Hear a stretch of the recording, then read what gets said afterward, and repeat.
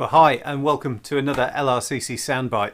If you live in the UK or the Republic of Ireland, then I'm sure you'll be familiar with an amazing organisation called the Samaritans. I know some people watching may not know, so just briefly, the Samaritans is an organisation that for many years has provided a free, completely confidential helpline that anyone can call at any time. And there'll always be a volunteer at the other end willing to listen to what you need to talk about. They help people who are right at the end of the line, who don't know who to turn to. It was set up as an emergency number people contemplating suicide could call in 1953. Interestingly, it was a newspaper at the time that coined the phrase "Telephone Good Samaritan." It's not a religious organisation, but that name stuck.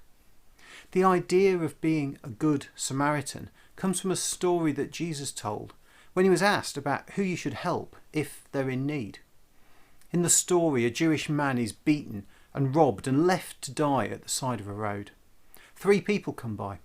The first is a priest from the temple.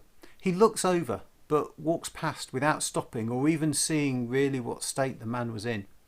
He was too concerned about the impact on himself if he helps the man, because Jewish law would require him to go through a purification and cleaning ritual, and it would just be too much hassle.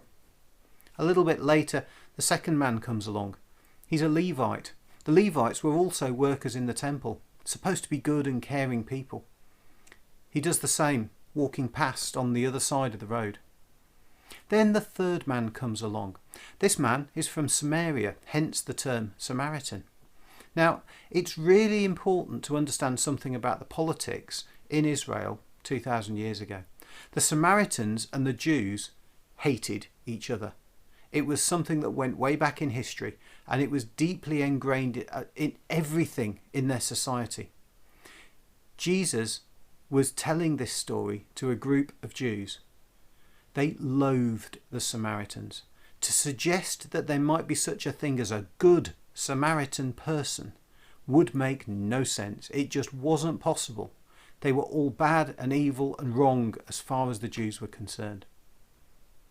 So Jesus brings this Samaritan into the story. And this man doesn't act in the way that society says he should. He sees the man beaten and dying and immediately goes to help him, even though he sees that this man is a Jew. The Samaritan patches him up, puts him on his donkey, heads to the nearest inn. When he gets there, he pays the innkeeper for board and lodgings for the man for the next week. In fact, he gives the innkeeper even more money to make sure that his medical needs are attended to.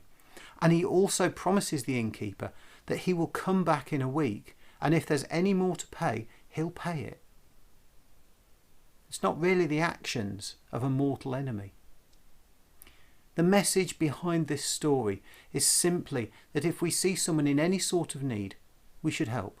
It doesn't matter who they are, it doesn't matter what society says or what our personal preferences might be. And that is a challenge for us. I suppose I look at how I react when I see someone in need.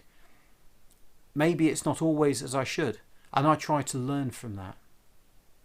You know, if you fancy a bit of a smile, check out the puppet video that I've published alongside this soundbite. The puppets brought this story to life and brought it up to date. If you get a chance to watch it, I hope you enjoy it. You know, we've started LRCC to try and be here on this estate to help anyone who needs it, whenever they need it and whoever they are. I can't promise you that we'll always get it right, but we will always try. If there's anything that we can help you with, or you'd just like someone to talk to, do get in touch. In our story, we had people who should have hated each other being good neighbours. I guess I like to think that we're already on somewhat better terms than that. God bless you. Do let us know if we can help, and I'll see you next week.